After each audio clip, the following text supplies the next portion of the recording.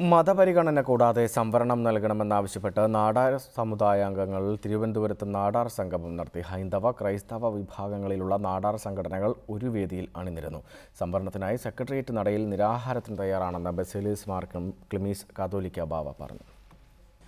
മതപരിഗണന കൂടാതെ ഏകീകൃത സംവരണ വിഷയത്തിൽ ഐക്യകാഹളമുയർത്തിയായിരുന്നു നാടാർ കൂട്ടായ്മ.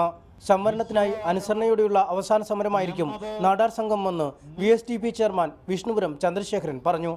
ഒരു രാജ്യത്ത് ഒരു സമുദായത്തിൽ രണ്ട് നീതി അംഗീകരിക്കാനാവില്ലെന്ന് CBC അധ്യക്ഷൻ കർദിനാൾ ബസേലിയസ് മാർ ക്ലിമീസ് കാതോലിക്ക ബാവ പറഞ്ഞു. സെക്രട്ടേറിയറ്റ് നടയിൽ നിരാഹാരം ഇരിക്കുന്നതിന് ആവശ്യം വന്നാൽ ഒന്നാമത് ഞാനുണ്ടാകും എന്ന് ഓർമ്മപ്പെടുത്തിക്കൊണ്ട് ഞാൻ എൻ്റെ വാക്കുകൾ അവസാനിപ്പിക്കുന്നു. നാടാർ സമുദായങ്ങൾ ഉൾക്കൊള്ളുന്ന ഹൈന്ദവ, ക്രൈസ്തവ മതമേലധ്യക്ഷന്മാർ, ജനപ്രതിനിധികൾ, രാഷ്ട്രീയ നേതാക്കൾ തുടങ്ങിയവരും സംഗമത്തിൽ പങ്കെടുത്തു. ജോലി സംവരണം, വിദ്യാഭ്യാസ സ്ഥാപനങ്ങൾ അനുവദിക്കൽ തുടങ്ങിയ ആവശ്യങ്ങൾ ഉൾക്കൊള്ളുന്ന അവകാശ പ്രഖ്യാപനവും സംഗമത്തിൽ നടന്നു. റിപ്പോർട്ടർ, തിരുവനന്തപുരം.